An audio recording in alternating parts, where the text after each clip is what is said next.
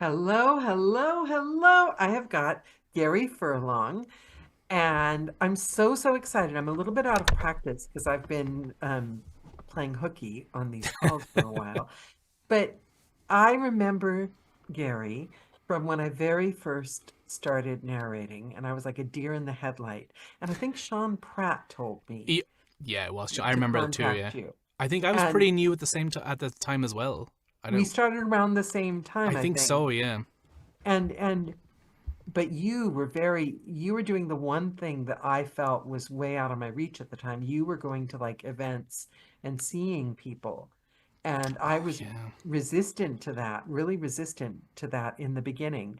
So, can you please tell me, Gary, about 10-year-old Gary? 10-year-old me. Where were you? What was your life like? Your dreams? Were you living day by day? Were you thinking about the future? What made you happy? If I can remember back properly, I think it definitely can. Like, it definitely makes sense in terms of what I do now. I think I always wanted to be an actor, and I know that sounds boring, but there did come a point where I was like, I saw a movie once, and like the dude was kissing a girl, and I was like, no, I'm not doing that, so I'm not going to be an actor.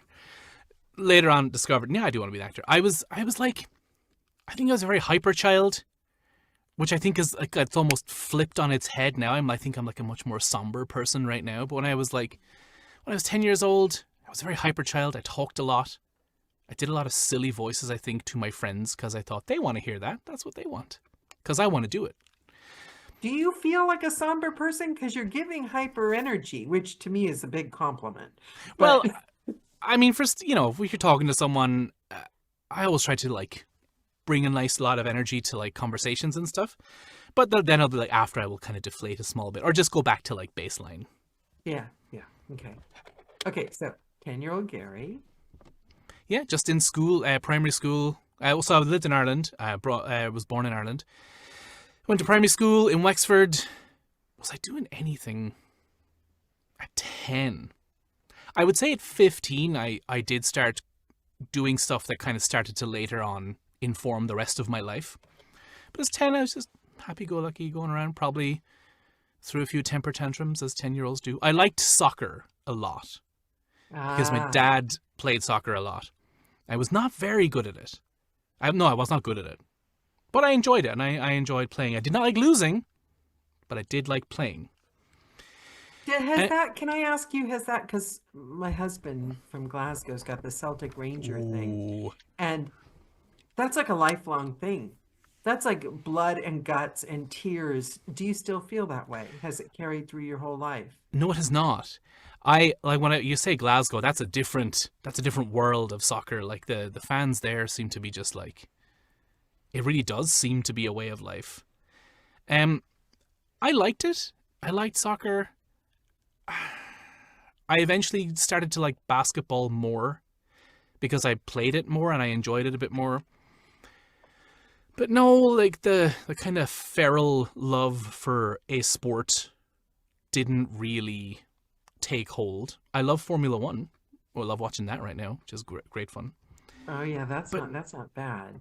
That's not soccer, bad. no, soccer didn't stick. What about boxing? I always loved boxing, weirdly. I didn't like boxing. As I got older, I did like MMA for a Oh bit, yeah. Yeah. and like there was that. I kind of got into it around the time Conor McGregor was coming up, and I was like, "Oh, he's Irish," and and it was also in university when Ronda Rousey got very popular, Ah, and was kind of like, see. "Well, what's this sport that this person's making all these waves in?" And yeah, I liked it for a bit. The whole Conor McGregor stuff, there was a lot of drama to it, and it's like, oh, is he going to win? Is he going to be the double champ? And then he turned out to maybe not be the best person ever. So I have since the interest has kind of gone downhill since then.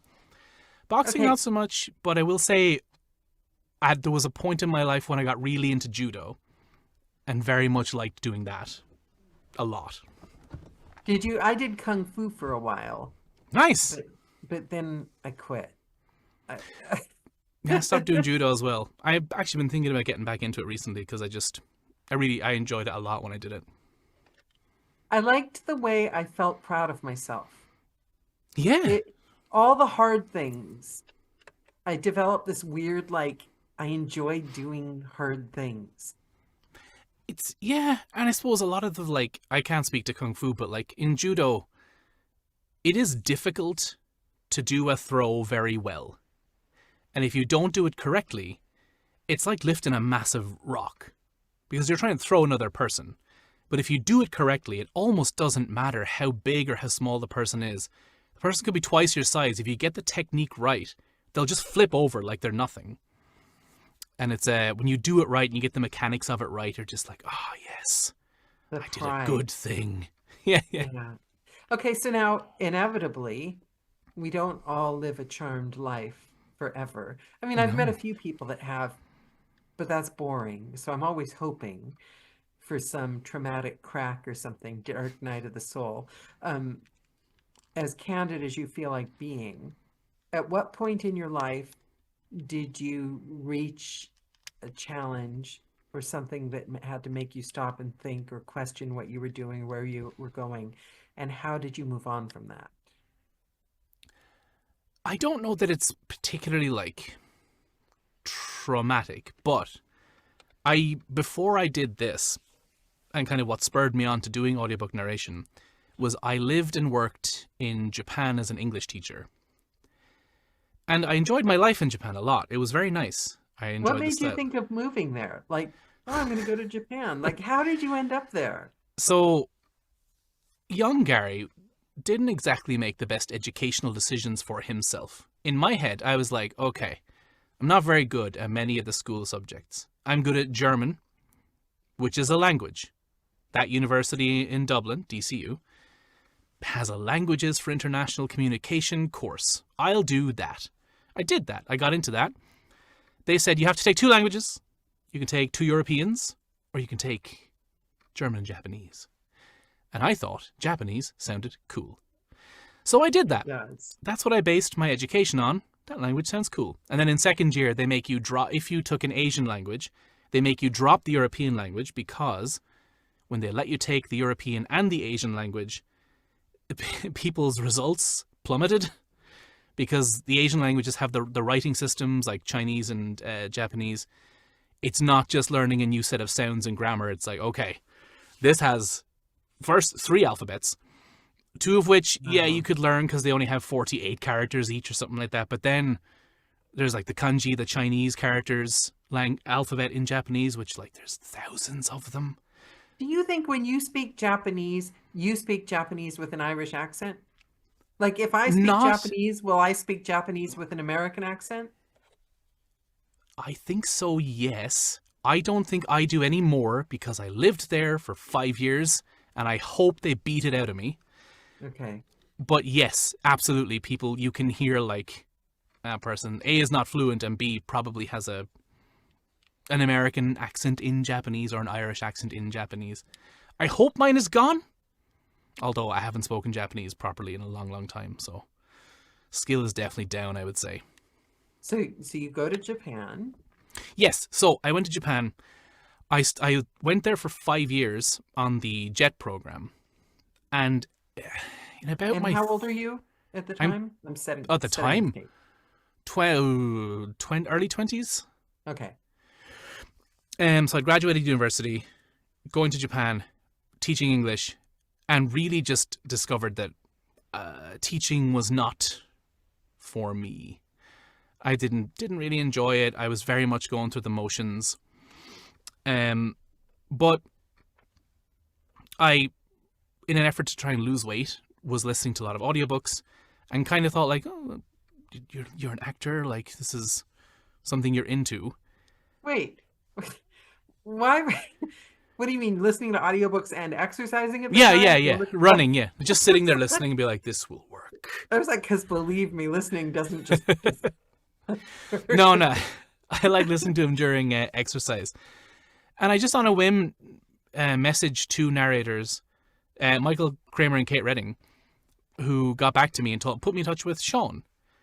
And it wasn't until I talked to Sean that I was like, okay, tried that thing. And I kind of had, there was a switch where it was like, I do not want to do this teaching for the rest of my life. I can't. I don't want to do it. And I don't think that I would have tried audiobooks or acting as a serious profession had I not spent 5 odd years doing something I didn't really love. And did you think about where you were going to live? I mean, was the plan always to leave Japan at a certain time, or did you think, oh, I don't want to live here anymore, or how was that Yeah, playing so out? the way it was structured, and it may still be that way, is that after 5 years, that's the maximum term you can stay there in one Okay. stint. You can reapply and go back. But yeah, so I had done the whole 5 year stint, and at the end was kind of like, well, I'm going to go back to Ireland to do what? I don't. Well, at that point, it was to do audiobooks, but Okay, I want to stop you before you get Escape from Japan. mm, I, in what way, and I say this having moved and like you become a different person, I believe, God, every yeah. time you live in a different country. In what way did you living in Japan change you as a person?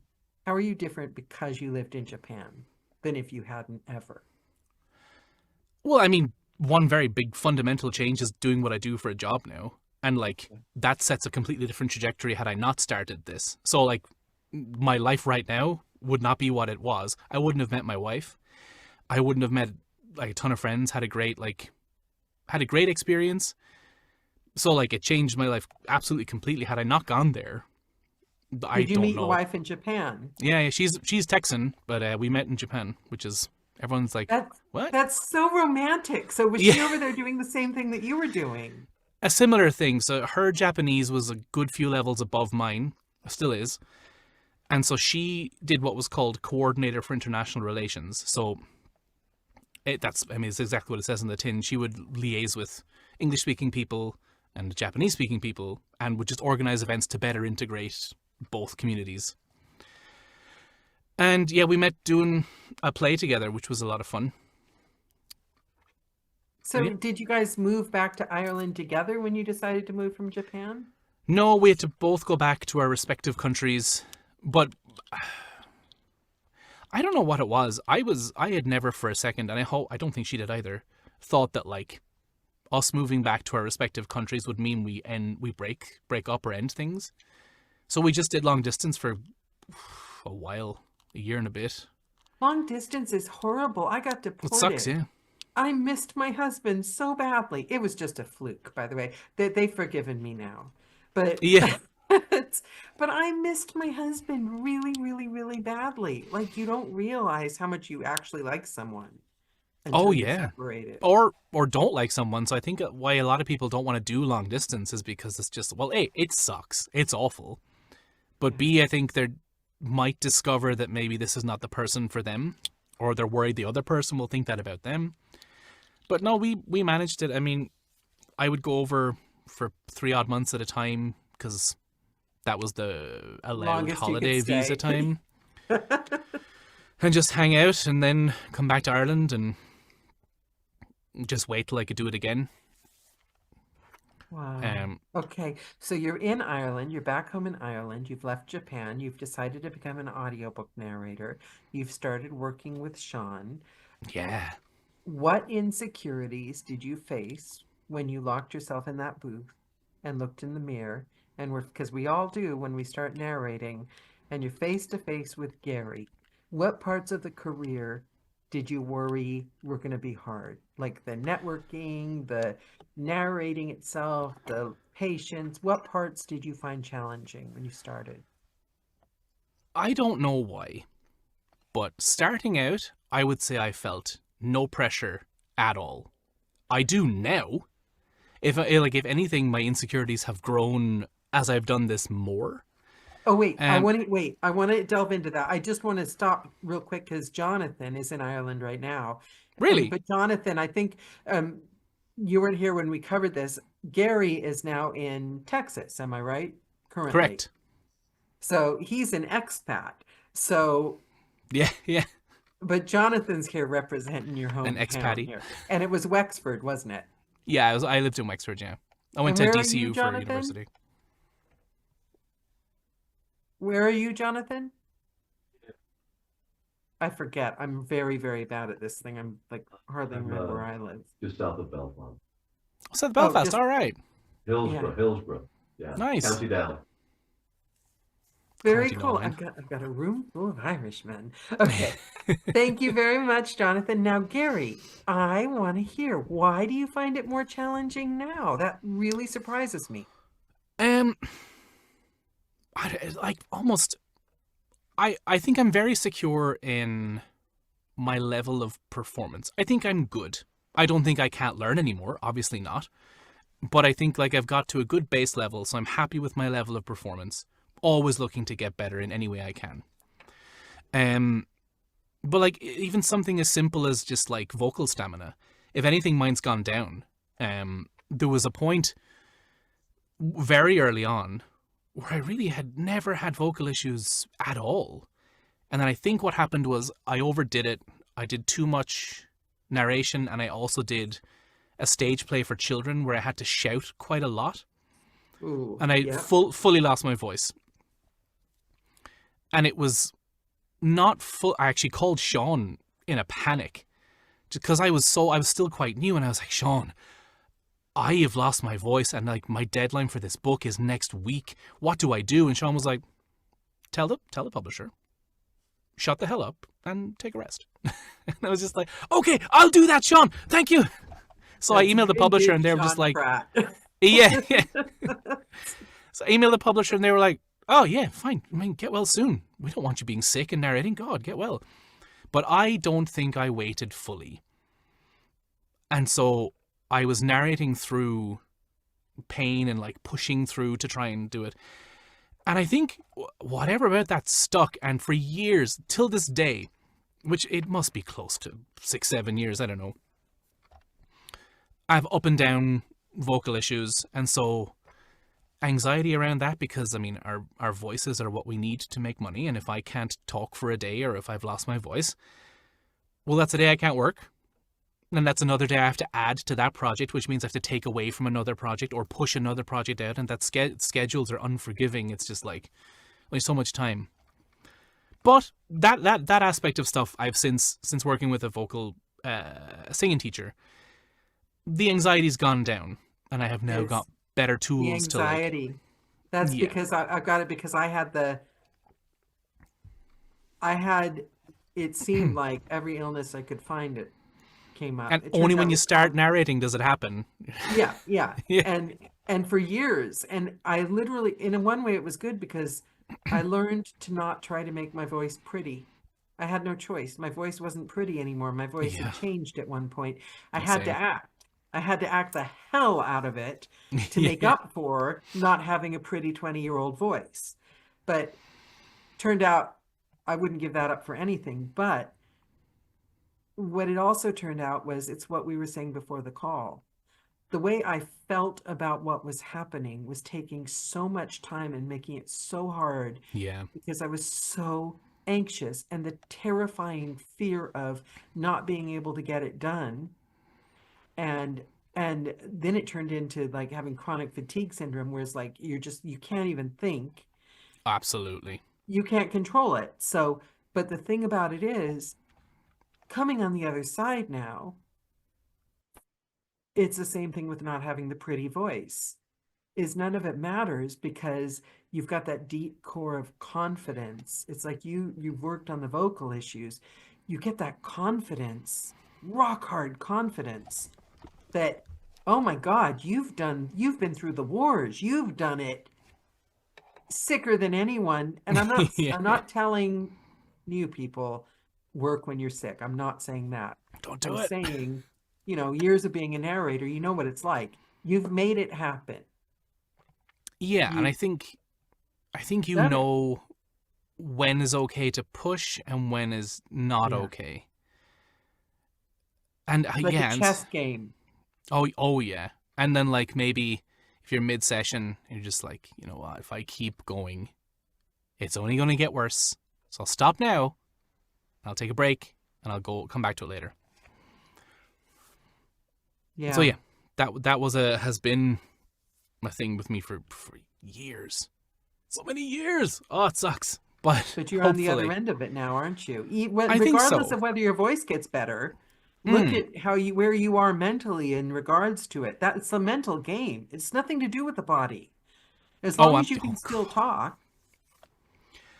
I I think it's very funny, and this is kind of a little bit tangential, but not at all, not really. When people say like, "Oh, it's just all in your head," and it's like that doesn't mean it doesn't have an effect, my guy. Like, if you have a sore ankle, eventually, guess what? Like, your calf is going to get sore, your thigh is going to get sore, your butt's going to get sore, your back's going to get sore, your neck's going to get sore. It's like, but Well, that just stems from a sore ankle. your head is connected to your body, and what they say is, Exactly. and funny enough, I'm not saying about me, but just in general, when you talk about chronic fatigue people, they they don't tell people, because when you say you're tired, they think, oh, you're just tired like I'm tired when I finish working out, or Hmm. they don't understand, first of all, but second of all, people think it's a matter of mental willpower and discipline. But what they don't understand is it's a neurological condition, whereas your body is in fight or flight at all times. And so your body is breaking down. It's physical, it's not mental. So your voice is not mental. It's your voice, it's your tool that you need for work. Oh yeah, everything has to be balanced.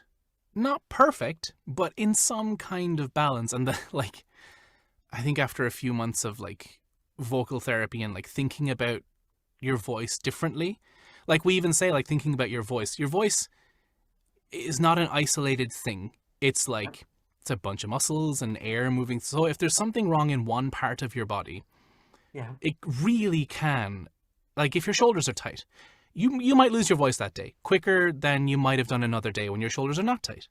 And if your legs are locked, or if your knees are locked, or if you're clenching anywhere, and you don't just catch it and be like, oh, I'll just relax for a bit, it absolutely will affect your voice later. And same if you're like not in a great mood and don't take any steps to even just allow yourself to feel bad for a bit, so you can get over it and be like, okay, I'm done now. Now I'm okay. I'll go narrate. It'll affect you all later, so it's nice to have a bit of a nice little balance, and then go from a You place of balance. you made me realize something, because what you said earlier about, isn't it funny when you start narrating, Mm. all of a sudden you get, but think about it, because your body's such a finely tuned instrument, and it's taking it sick, because symptoms are your body trying to signal you that something's wrong because it's Absolutely. afraid. So it's always monitoring to make sure it's safe at all times. That's its only job, is to keep us alive and safe. So your body's always monitoring to make sure it's safe. And you're getting in the booth worried about not sounding right, not being able to Yeah. do it, not meeting your deadline. So you are constantly, as a narrator, telling your body, oh God, oh God, oh God, we've got to Yeah. do this. It's not going to feel safe. And I wonder if that's partly why so many narrators can, and also your brain takes a lot of energy. And we are Oh like yeah. literally, you know, I love that. I love that. That makes a lot of sense, because so many narrators I know have one thing or another with health when they start narrating. Oh yeah. Oh, it's true. I suppose for your voice, a narration session, a long narration day, is the equivalent of running a marathon for your legs, and you do that every day. Yeah. And if you're not used to it, you'll be fine for the first few days, maybe the first few weeks. Eventually, your body will be like, okay, dude, I can't do it anymore. Quick rest. We can go back. You've been talking a lot. Stop.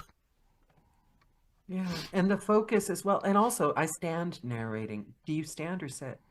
I sit now. I used to stand. I've done it both ways, on and off. Right now, sitting is working, but I might have to go back into standing, or at least, uh, like you can sit narrate. Like I'm not like talking. You know this, but like you can sit correctly and you can sit incorrectly. So if I'm just like narrating like this, Yeah, I'll be see, all I tend scrunched to up. slump if I sit. I Oh, get a I little mean, too comfortable. yeah. I tried to My have like, chin's under the desk. yeah, try to have my butt like not my back not touching the back of the chair, like sitting Yeah. forward. But invariably, I'm like ending Yeah. the session like this, Yeah. which I know Yeah. better than to do, but I still do it. Yeah. I think standing's the only thing that saved me being totally unhealthy, for, totally, after COVID, my big excuse not leaving the house. I think standing is the only thing that's stopped that. So What's your favorite genre? What lights you up? What do you just get really excited when a book comes in? It's this. Um, I think I like sci-fi. I like it's. Here's my really boring answer first. Okay, I really don't mind the genre as long as the story is good, and I can kind of get behind a good story regardless of genre. But if I was to listen for pleasure, I do like sci-fi fantasy, and high fantasy is fun. But I mean, I've narrated books about New Zealand sheep farmers that have just been like, this is amazing. This stuff's Yeah. great. Yeah. The books I don't think I'm going to like, I end up learning a lot from. And yeah, but still, if you give me like a Harlan Cobeney thriller, my Oh heart yeah, starts yeah. going like 600 miles a minute. Like, I will say, and this is like kind of a shameless name drop. I was lucky enough to narrate a book in the Star Wars universe, and that was just like I got very excited for that one. that's like epic. I yeah, I'm pretty pleased about it. Like I never thought it would happen because they were among the first audiobooks I ever listened to. But don't And preface it with shameless name drop. Enjoy it. oh We are yeah, so good. We gotta like, because literally, how many times a day do we face rejection oh, in this game? it's the job. Yeah. So every little tiny bit of deliciousness, I think we should just shout from the rooftops. Oh yeah, no, I loved doing that. And I got to work with the director, and it was cool. I really had a great time with it. Wow. Wow. That's epic. That's huge. That is. I would be putting a poster up on my wall with the cover of that book. I think every time I see it out, if I ever find it, I'm just like, oh, take a picture, look. Yeah. And people are like, why is that guy taking a picture of that book? Like, you don't know, but I do. I think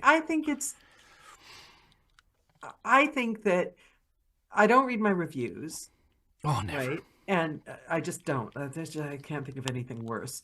Um, but I also don't do that thing where people say, put something nice that you set up in your booth. I don't want to even just go in there. I don't want it to matter what my ego thinks. My ego doesn't get invited to the party. But I recently reactivated my Spotlight membership, um, literally yesterday. As an actor in the UK, that's, if you're a Yeah, professional yeah. actor.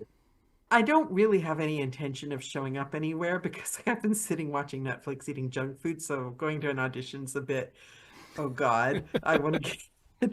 But having been sent some auditions makes my heart flutter. And Oh, yeah, I'm it's great. recently learning to give myself those chances because, it can't all be about like beating yourself up and trying harder. And you know what I mean? Uh, yeah, I mean, I don't know why, and everyone, like, including myself, has that tendency to just be like, "Well, I'm not very good," but like, want to tell people about a thing that they did that they enjoyed and that they're proud of, and yet feel bad doing that. Because Yeah. I suppose people, well, you're boasting, you're bragging. It's like, Yeah, well, you don't want to maybe be that sometimes. jerk that goes and posts and then makes everyone having a bad day feel worse about Yeah, themselves. and like, I get mad at people doing that, but it's like, why shouldn't they? Like, why shouldn't they be allowed to post a thing they're happy about? I can go be grumpy myself, but like, I don't have to take it out on them. Well, I have a new thing. I don't let myself play that game anymore on social media because we all have to market. It's our job. Oh yeah. But when it comes up, I silently send the person in my head a congratulations. I say out loud to myself, I'm so happy for you. Well, it's that whole thing of comparison is a thief of joy, and like logically, we know that. Still Yeah, gonna do it. So that person's got this, and I don't have that. Oh, that person did that, but I didn't do that. Why not me? It's like, well, it's maybe it human wasn't for nature. you. It's human nature. And yeah, it's human nature. And I think unfortunately we can't outsmart human nature It's at this trying so moment. hard though. Just It's trying only so hard me. to do it. I keep searching the podcast. Surely someone will come up with a solution. Hey man, Ryan Holiday, all that stoic stuff. I'm getting into that recently. That's pretty Is that good. a podcast? He must have one. The Daily Stoic, I'm sure he does. Let me Oh, check. I'll check it out.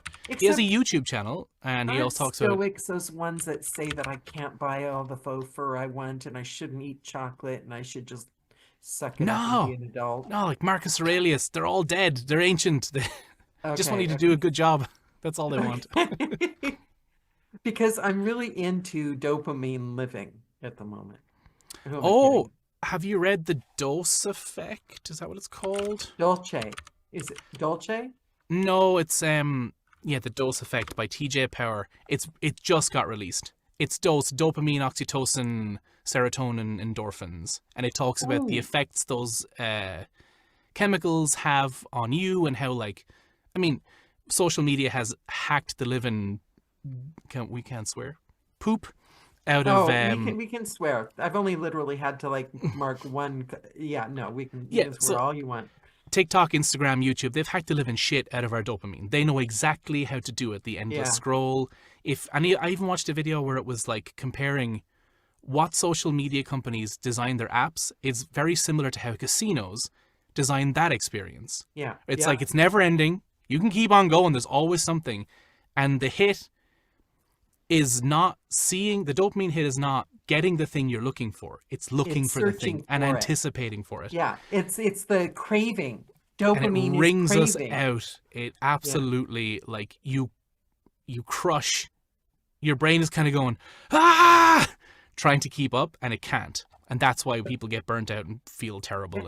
And I But yeah, know that, but I am an addict, and I also am have I. been. You know, Yeah, I'm I've terrible at it. wanted, and I think it started when I was, this is embarrassing to say, but, and I'm also going to age myself, but when I was like really young, like too young to be doing this, there was a thing where if you called time on our local, you call some number and it's the time, in between the rings, people in our town would shout out their phone numbers and then you would call each other and then like you would just talk to guys, right? And Oh, I was 15 and lied and said my name was Lisa and I was 17, and I would collect all these guys and I'd stay up all night talking on the phone till like 2 3 in the morning as Lisa, this glamorous 17-year-old. And I didn't know you could do that. yeah, it almost got me in serious trouble. Like I snuck out, put my father's shower on, snuck out the window, and two weird men pulled up at the end of our street in the dark. And luckily, my father came barreling with his car. He caught me. But long story short, every single one of those conversations was a dopamine hit. Oh, yeah. Attention, getting something. Okay, I'm so going to look that up. I'm He's so going to on a get few that. podcasts predating the release of this book, kind of talking about what his lab does. And it was very interesting. I I really love have it that. on Audible now, so I'm going to give that a listen. I was gonna look on Audible because like now I mean who has time to read an actual book if it's not on Audible when you're already prepping? Just do audiobooks. Exactly, exactly. So tell me your secrets. Tell me the things that you've learned since, because now you've been around a really long time, Gary. So you've Yeah, I think picked 10 up years mental this year. hacks. How many? 10 years, I think. I started 10 years ago this year. No, Yeah. last year. So I'm 10 years, fully 10 years in. Wow. Yeah, see that's I can't remember I st I saw Sean August 2015. Oh, that was My just the year after first, me, yeah. yeah, I think I was a year behind you, and my first book came out, um, I think December 2015.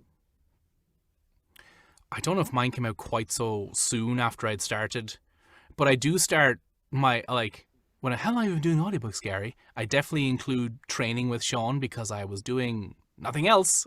I was like, I was training while I was a teacher in Japan, but then I didn't get a second job. Not because I had enough work to go full time.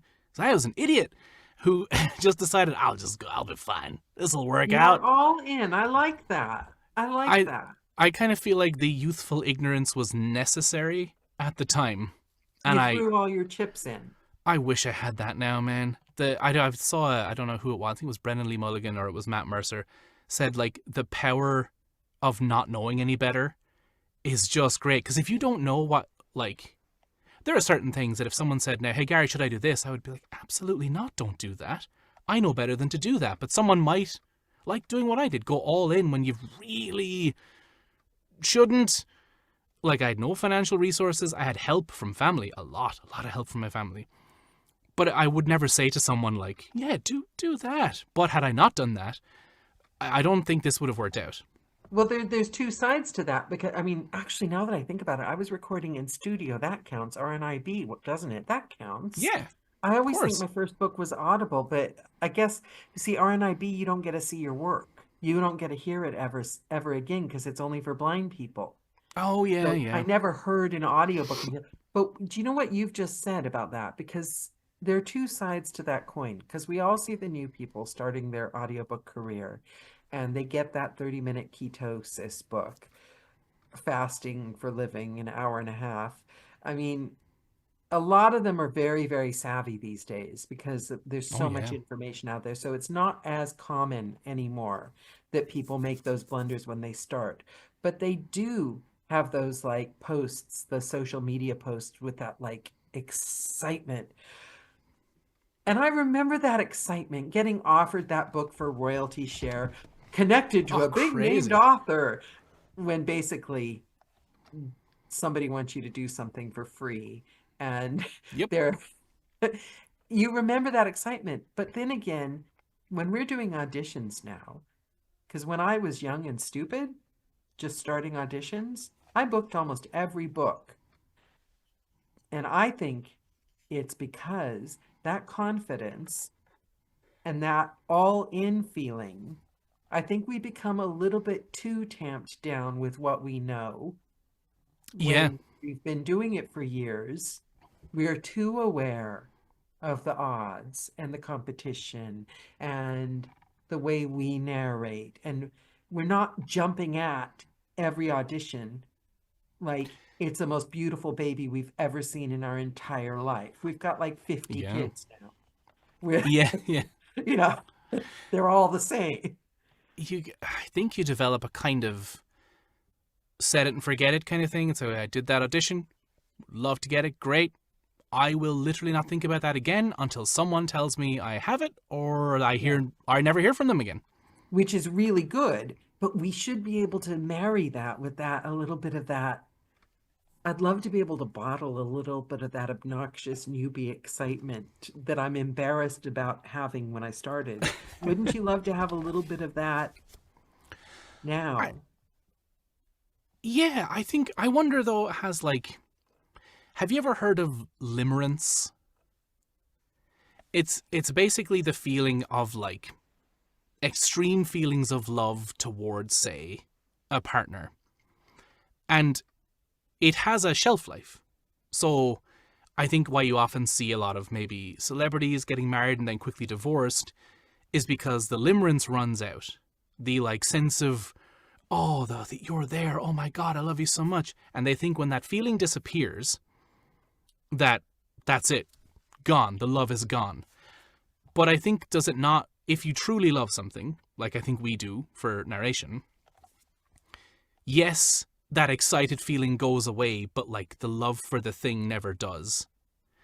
I'm going to challenge you. Please do it. I'm going to challenge you. I regularly imagine, I do this a lot. Imagine myself 15 years old and I woke up in this house, in this life, and I literally, as clearly as I can, imagine what I think about my life now so I can get that excitement. And I also will literally, and I know to do this because if I'm like watching a show or a movie with my husband and he's talking and I think, God, why doesn't he just stop talking? Right? Because I want to get on my phone or do something. I make myself imagine that I'm seeing him for the first time. Oh, yeah. And all the things I thought when I saw him for the first time to remind myself of that feel. I think that you have to practice. I love that word, limerence. I think you have to practice limerence like a muscle that you have to keep fit. I get the other love, and I like that, and it's stronger. It has roots for the audiobooks.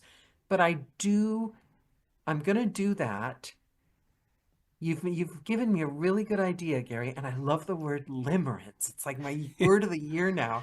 I have to I think I figure out how saw it to on spell Adam it. Ruins Everything or something like that, an Adam Conover show, and I was like, oh yeah, that's cool. Limerence. It's a brilliant word. It sounds cool, But doesn't it? it does.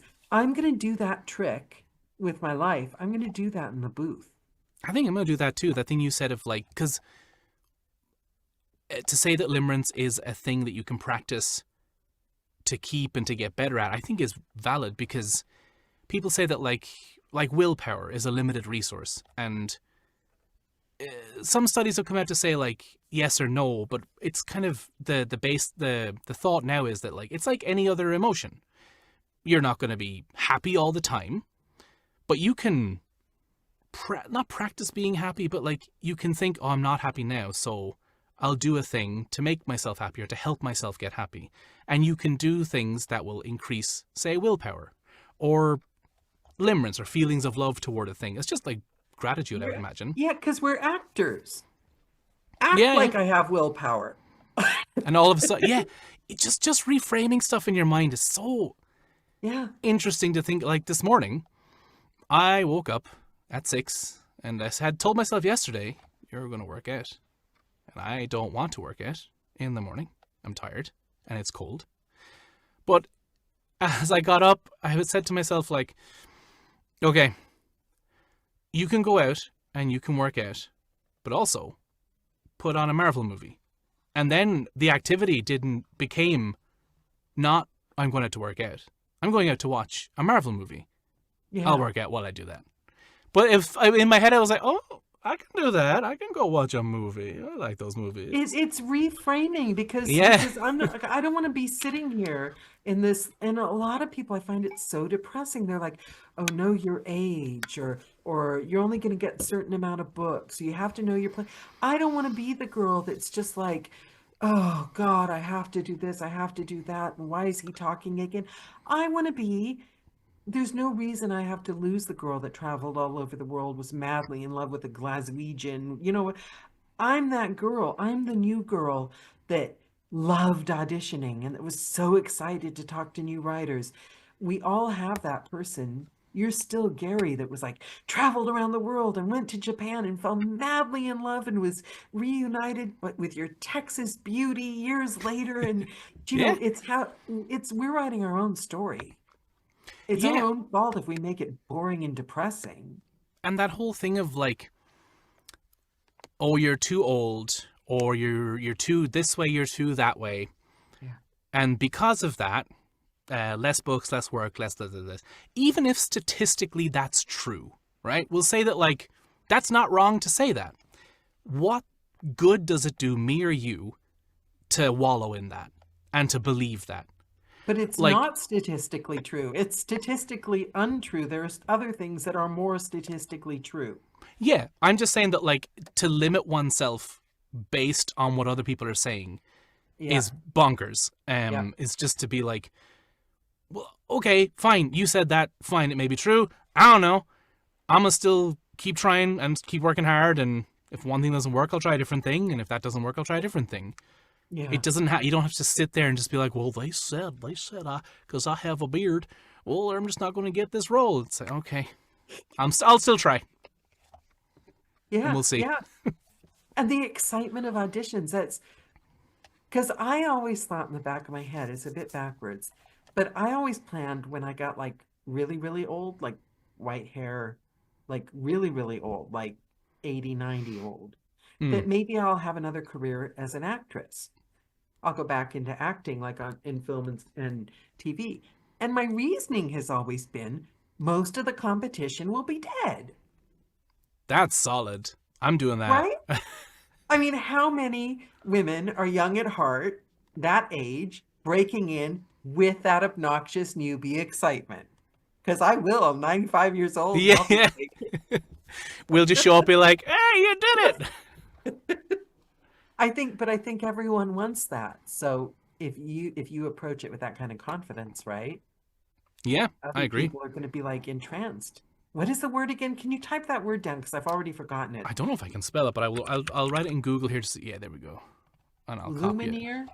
Limerence. Limerence. I see, I knew I'd forget it. And I'm sure my definition is flawed, but it's basically right. I think narrating spoils you for stage work. I can't imagine having to memorize lines again. I had the same feeling sometimes. I see people do performances and I'm just like, that's a lot of words that are not on a Yeah. page in front of him. That's like, How do they remember that? I used to walk down the street. I used to record the other person's lines, and then I would like take long walks. Oh, that's a and great I would idea. talk to the recording through. I don't think I could even do that now. I couldn't remember the word limerence 4 minutes after you said it. We're spoiled in our gig. Yeah, So, I mean, it's just the script is right there. You make a mistake, doesn't matter, do it again. yeah, exactly, exactly. It's okay. So you've been doing this for years now. You're loving it. I do, yeah. You're making a splash. Everyone loves you. Ugh, I don't want to know. hear somebody brought something up on social media about your brother. My brother? Yeah, let me find the quote about you. Hold on 1 second. I'm going to try to find the quote. They were very excited about the call with you. Um, it was like an inside joke that nobody. I am obsessed with Gary and his alleged twin brother, Who said this? Gina Rogers. Oh, okay. Yeah. Okay, tell us about the alleged twin brother. There's a backstory we're missing out on. So I do have a brother. He's not a twin. He's 7 years younger than me. But holy shit, do we look similar? And I don't know if they had interacted because he does all my social media. So, and he Oh, does all my proofing and all my editing and mastering and stuff. So I work closely with him. And last year, we went to Rare Edinburgh, the book conference festival thing. He came as like my assistant, but we just both went to see what it would be like to go as like a team, and it was great.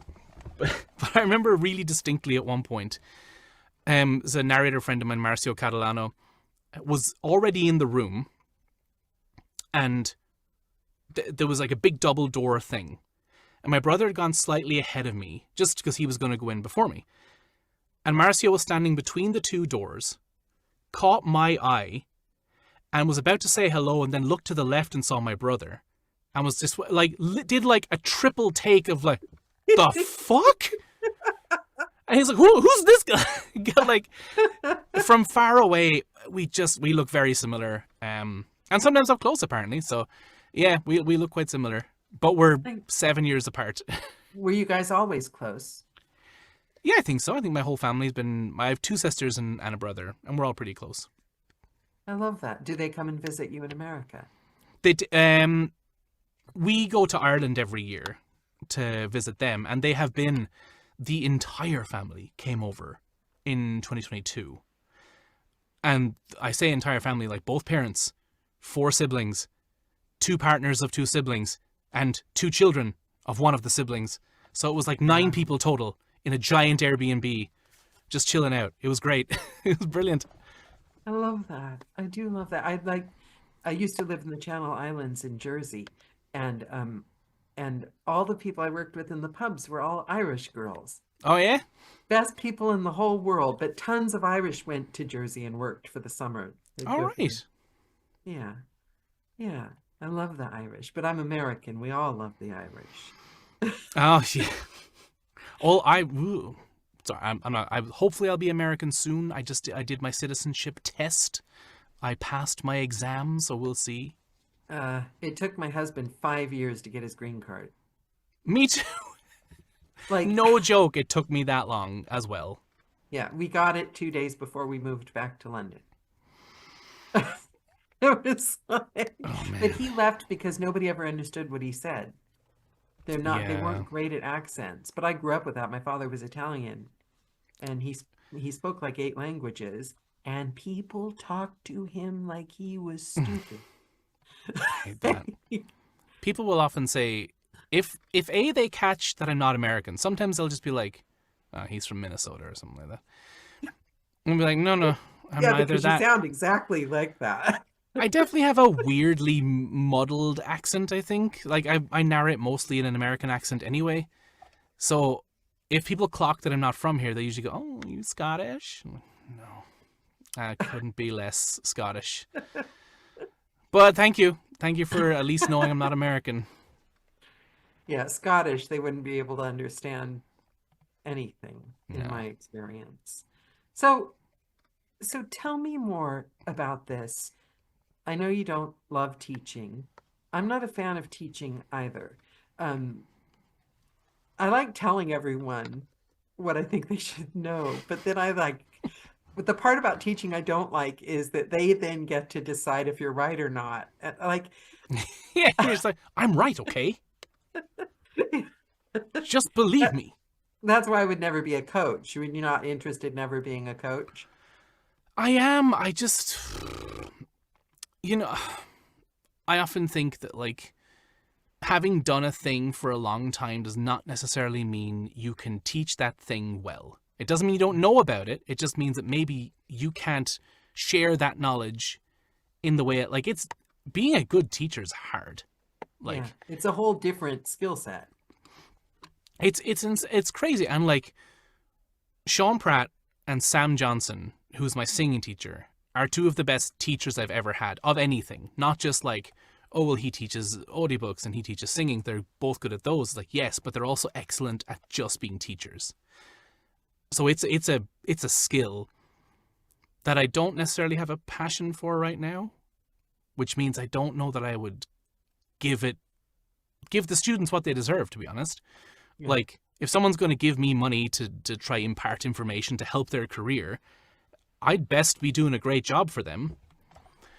So I've thought about it, and maybe I will. Never say never. Yeah, never. Oh, yeah, I think that's a great thing to live by, and just be like, I'll never say never. Not yet. What are you working on? What's your next like jump or your thing you're excited about or something you'd love to do that you haven't done? Or what are your dreams? I would like, personally, to get back into judo. I think that doesn't sound like a big deal, but I would really like to do that. It sounds like a really big deal. It sounds like a big deal to me. That's like I'd kill to get back into some sort of physical feeling good about myself. Yeah, it's just, we sit or stand in a booth for so long that it's so sedentary. And I think even if you do the odd workout and feel good doing the odd workout, your body quickly forgets how good that felt. It's like, no, just go sit in the warm. That's nice. Yeah, like, no, and but it's I liked going for a run that time. you've got 4 more hours to do. Just think, if you just focus on that, you can get it done a little bit earlier, and you won't be stressed out. Yeah, and there's chocolate in there. Eat that. You've had a hard day. Just finish that 18 more episodes of that series. I ate an entire big bar of Cadbury's Dairy Milk yesterday. Oh God. Like, not a standard bar, the like triple size one. I ate all of it, every single bit of it, on my own in about 8 minutes. I heard yesterday that if you eat after 9 at night, even if it's God. healthy food, it's really bad for your body. And get your metabolism going and... But there was this TV series, Parenthood, which I really wish I hadn't watched, because like it seemed like their goal through the whole series was just to make you cry and remind you of like your family or what they weren't like. It was just very upsetting TV series that they need to not do them. But I was telling a friend, oh, I watched all 9 seasons of this month. And she's like, that's 104 episodes. That's a lot. So now when I go to complain about not having enough time. Oh, yeah, God. I'm definitely bad for that, where you're like, I just have no time. Oh, no time. While I'm playing Formula One on the PlayStation. And like, I think that's fun to do, and I should do that. I really think that's good to do, but it's also like, I mean, end the session 5 minutes early and then go do something else. Yeah. Not 104, 105 hours in one month. I mean, is that even physically possible? It's like, somehow it is. Somehow. So, Gary, I'm going to hit you with a question that no one escapes on these calls. Oh, no. For the YouTube audience that's going to be watching this in the Okay. next 100 or so years, if they take away anything from this call, anything, no matter how small, one word of advice, something you wish they'd remember, what would you leave them with?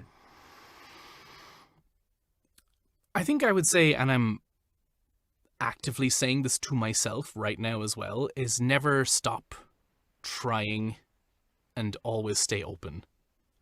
Like, don't limit yourself with a, I never do, oh, I can't do, or I won't do. Like, just kind of go on a tangent a little bit about that. I had a series a few years ago. It was in Omegaverse, and I didn't.